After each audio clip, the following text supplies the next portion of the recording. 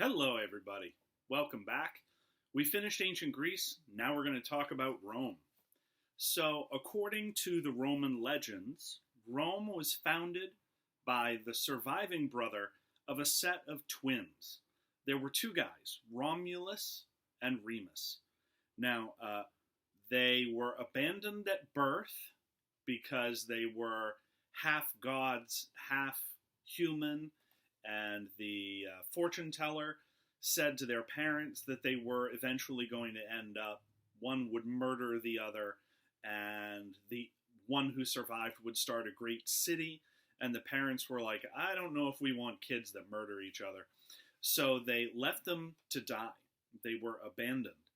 But they survived, and they were taken care of by a she-wolf.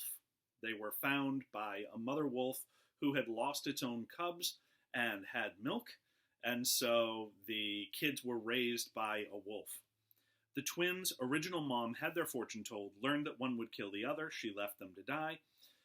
They did start two towns opposite each other on different hills. They could see each other because the place where Rome is now is surrounded by 7 hills, the 7 hills of Rome. And so Romulus set his town up on one hill, and Remus set his up on another.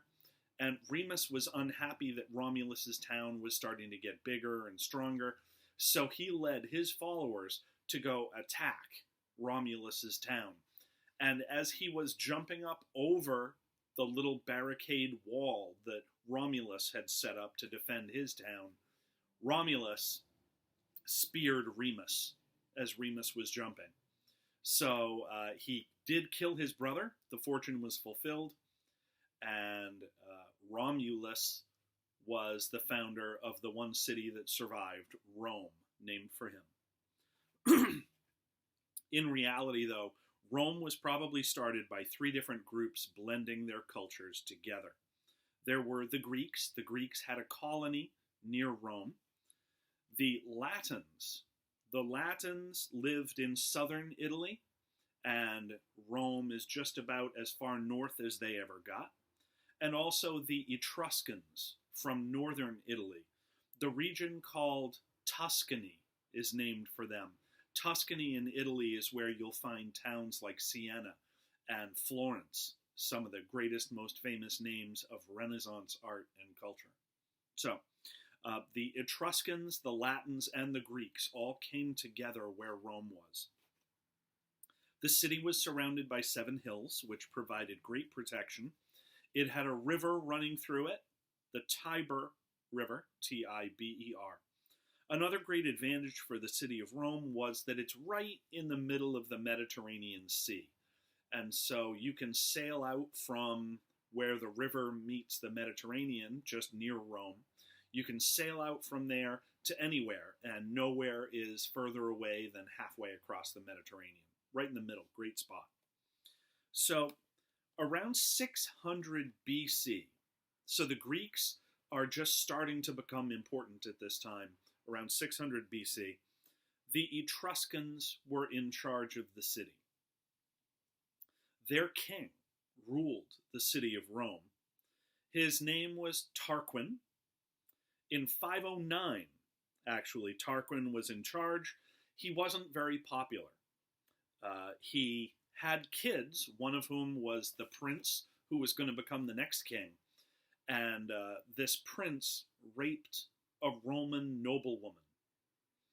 And she decided that she was going to call for revenge, to get the people of Rome to rise up against the royal family because Tarquin defended his son and kept his son from getting punished for raping her. So she committed suicide and made sure in her suicide note that she demanded revenge for the destruction of her honor and her life. And the woman's name was Lucretia. So Lucretia committed suicide, called for revenge. One Roman man, a man named Brutus, led the attack on the Etruscan foreign rulers of the city and succeeded. So because Tarquin's son raped Lucretia and she committed suicide, the Etruscans were driven from Rome. And they didn't want more kings. They thought that having more kings would just lead to more disasters and more corruption and more nastiness. So the people of Rome decided to replace the monarchy with a republic. A republic is a kind of government where representatives of the people pass laws that will benefit the people. So what was the Roman Republic like? Well, it had two major social classes. There were the nobles and everybody else. If you were from a noble family, you were known as a patrician. So we get the girl's name Patricia from the Roman word for being noble. So the patricians were one group. They had the biggest fortunes. They owned the most farmland and beautiful big houses. And then you have everybody else. The working people, the common people. You have the middle class, like people who are highly skilled professionals who still work for a living. These people were called the plebes, the plebeians, or plebeians. I've heard it pronounced both ways. Plebeians or plebeians. Plebians. So you got two social classes, the patricians, the super rich nobles who are born into fine families, aristocrats, and you have the plebes. Only the patricians were allowed to run for office and be leaders of the city. Eventually, the plebeians were given more rights in government, but not better jobs. They got the right to choose their own officials, called tribunes, and they could elect 12 tribunes. Each neighborhood in the city of Rome, the poor people and the middle class people were allowed to vote for who their tribune would be. There were 12 neighborhoods, and so there were 12 tribunes. Whenever a law was passed by the rich and wealthy patricians, the tribunes would get the opportunity to have their say as well. They got to veto. If a majority of the 12 voted against a law, then they got to veto. So, Rome had a legislative branch, just like we do. In our country, our legislative branch is the House of Representatives and the Senate, what we call Congress. The Romans only had a Senate. Okay, so the Roman Senate, the Roman Senate at all times was made up of 300 patricians. Only the patricians could be senators. These were the people who made the laws for Rome. So the Roman senators, the Roman aristocrats, the patricians, got to make all the laws. The laws were carried out by the executive branch, just like they are in America. Here in America, we have a legislative branch, I already told you that, the Congress, but we also have an executive branch, which is the president and his cabinet. In ancient Rome, they didn't have a president. They decided it would be too tempting to have too much power in the hands of one person to make just one person in charge, one president. And so they would elect two people to be in charge at the same time, and they were called consuls, C-O-N-S-U-L-S, consul. So you could be consul, but there was some other consul along with you at the same time. And interestingly, instead of a 4-year term of office like we get here in America if you're president, a consul was only in charge for 1 year. So they couldn't take power and hold power for very long, and they couldn't be the only person in power. So they really, really wanted to avoid having kings. Now, there's something really cool about the way that the Roman government developed. It basically guaranteed that they were going to become a huge military empire. Here's why. If you understand human nature, let's say that you have been working your whole life to get to be consul. Let's say you're my age. You're like almost 50, okay? And you want to be consul, and you've worked your whole life to be consul, and now is your time. You get to be consul this year, but you have to share it with some other dude, right? So what can you do in order to become super famous forever and ever for being an awesome consul? Well, there aren't many things you can do that will make you super famous that quickly. But one of them is to win a war, right? So you want to win a war. But how long are you in office? For 1 year. So it has to be a short war. And you have to win it for sure. So can it be a gigantic enemy that's just as big as your country? No. So Rome starts out as a city, just a city, not an empire, not a huge country, just a city. But every single leader, every single year, wants to take land to be remembered forever as a hero.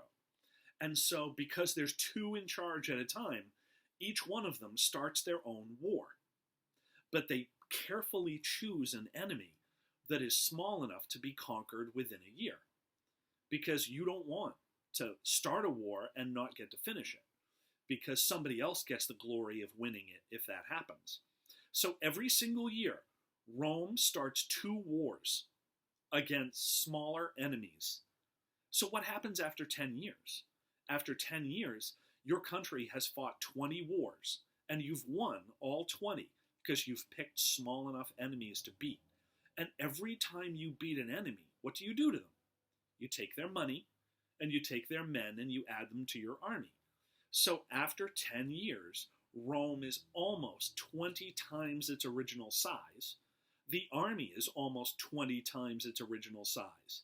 The wealth of Rome is almost 20 times its original size. All because they set up a government where 2 people have to be in charge at the same time, and they only get to be in charge for a year. Each one of them wants to become famous forever. Each one of them starts a war that they know they can win in a year. Boom. The empire grows huge and fast. And that's what happens with Rome. The consuls would lead the army. They would start wars that they could win within 1 year, their term of office. Now, if Rome ever had a military defeat, if a consul proved to be worthless as a leader of their army, then they could actually have a backup plan in case of a disaster. What happens is they would call on a hero from the past, somebody that they knew was the greatest living Roman general who had already been consul, and they would invite them back. Okay, so the Senate would decide. The Senate would say, okay, this guy has led us into disaster. We need a hero from our past. Let's bring him back. One of the most famous examples of a guy who did that, by the way, we call them dictators. In ancient Rome, if you were brought back, if you were voted back into power in order to beat an enemy, you were a dictator. They would give you dictatorship. They would give you those powers. And you would have total control. The Senate didn't get to veto any of your laws. The tribunes didn't get to veto anything you did. You get power for 6 months, absolute power, to handle the emergency that's been created that you've been invited to solve.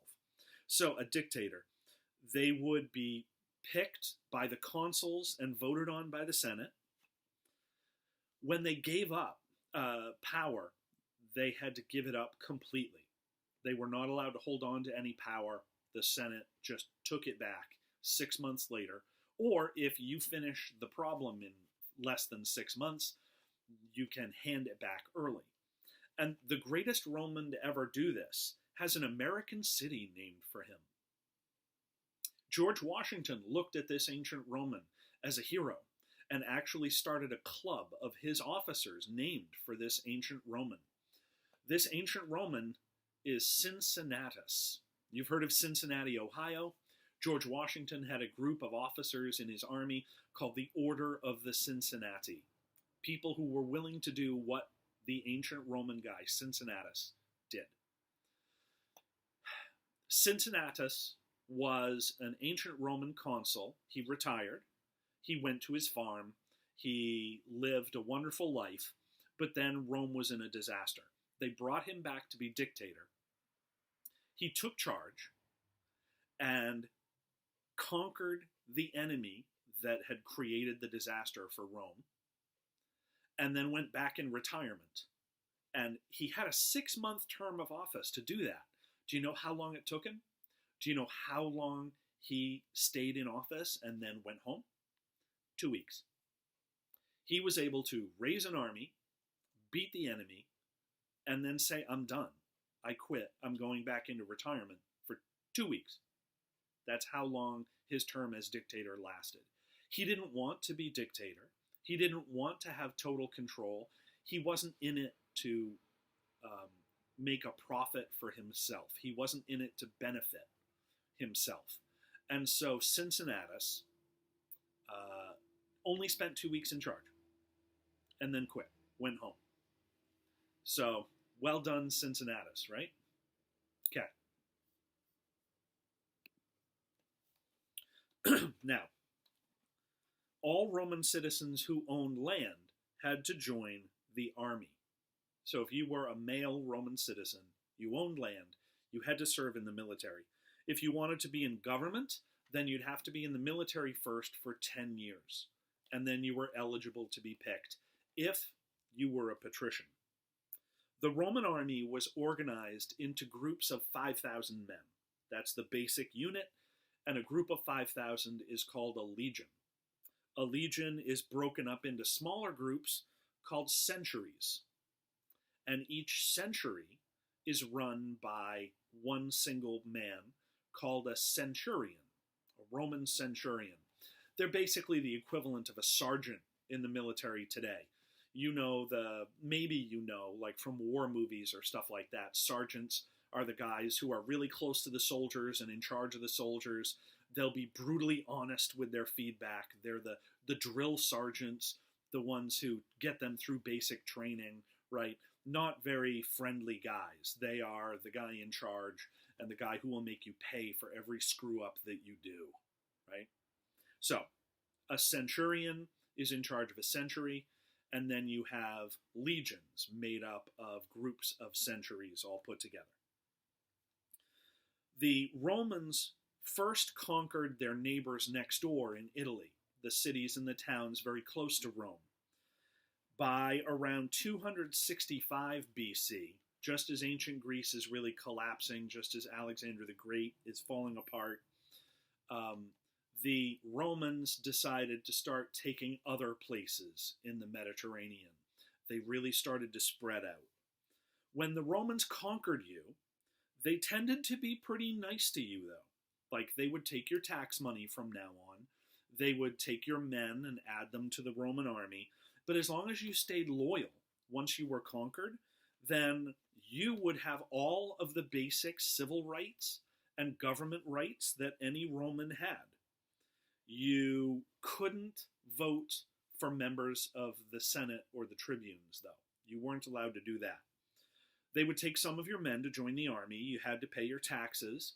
But the Romans would let you keep your religion, your local religion, as long as you were willing to add all the Roman gods into your religion. And it's not a bad trade-off, though, because they would take one god from your religion and add it to the Roman gods. So the Roman religion was constantly expanding. The more other cultures it conquered, the more gods were being added to the Roman religion. So you could keep your religion if you added the Roman gods, and they would add one of your gods into theirs. By the way, this is why the Christians and the Jews have such an awful time with the Romans, because the Christians and the Jews believe that there is only one God, and believing in any other God than the one God is treason against God. It's blasphemy, and therefore you really aren't being Christian. You aren't being Jewish if you believe in more than one God.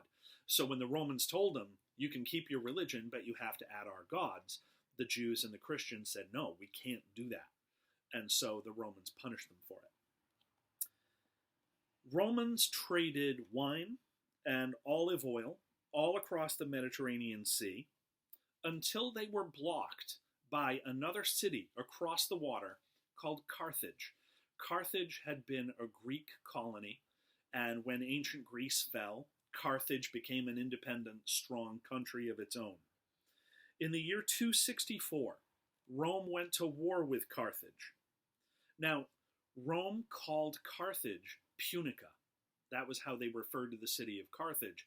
And so the Roman war against Punica was called the Punic War. There was more than one. The First Punic War ended out with a Roman victory, but it took 28 years of fighting to get that victory. So after 28 years of warfare, the Romans won the First Punic War. There was a dude named Hamilcar. He was a Carthaginian leader, and he was defeated in the First Punic War, and he trained his son, Hannibal, to hate the Romans. He trained his son to get revenge against the Romans. So after the First War, the Romans thought it was done. They thought they had successfully beat the Carthaginians. Everything was good. Everyone would be loyal to Rome. Let's go make some money. But Hamilcar had trained his son, Hannibal, to hate the Romans. And so Hannibal decided to do a sneak attack on Rome while Rome didn't even know they were about to fight a war. Now, how do you sneak attack a big empire? So Hannibal knew that he could sail across the water in about 2 days. It might take him 3 days to sail to Rome and attack it with a Carthaginian army. But if he did that, Rome had gigantic walls. Plus, the Romans controlled the waters. They'd see him coming from a million miles, well, not a million miles away, because you can't sail a million miles in 3 days, but they could see him coming from the very beginning. So what Hannibal decided to do was to get a bigger army by marching all the way across North Africa, picking up soldiers, picking up animals all the way, march all the way across North Africa to Spain, and then march all the way up Spain to northern Italy, and then come down Italy through the Alps mountains. And some of the animals that he picked up along the way were battle elephants. The Romans had really never seen battle elephants in combat before. They didn't know what to expect, right? And they didn't know Hannibal was coming. Hannibal managed to keep it a secret all the way along the coast of North Africa, all the way through Spain, through southern France, and to the Italian Alps mountains. All of a sudden, this army of men and battle elephants comes through down from the mountains where they were not expected. And the Romans were completely freaked out. They had no idea what was happening. They had no idea that Carthage was starting a war. So the Romans were surprised. Lots of those battle elephants, though, it's kind of nasty to think about. You can't march elephants through a mountain range without losing a lot of them. And if you're riding the elephant at the time that it slips and falls down a mountainside, I mean, that's got to be really awful, right? Right? Like chunks of elephants are flying every time it thumps into the side of the mountain, and there you are, desperately clinging on, trying to survive. No, not going to happen. No, thank you. I do not volunteer for Hannibal's army. Thank you. So Hannibal went through Africa, through Spain, and attacked through the Alps. It was more than 10 years of fighting up and down Italy. Hannibal would beat the Romans time and time and time again, but he couldn't get into the city of Rome. He just could not conquer Rome itself. And every time Hannibal loses a soldier, he can't replace him. Every time the Romans lose a soldier, they're only 20 miles away from home. Some kid is going to turn 16 or 17 and just join the army. So Hannibal's army is getting smaller with every battle that he wins. The Roman army is getting bigger with every battle that they lose. And eventually, the Romans get a great thinker as a general. His name is Scipio.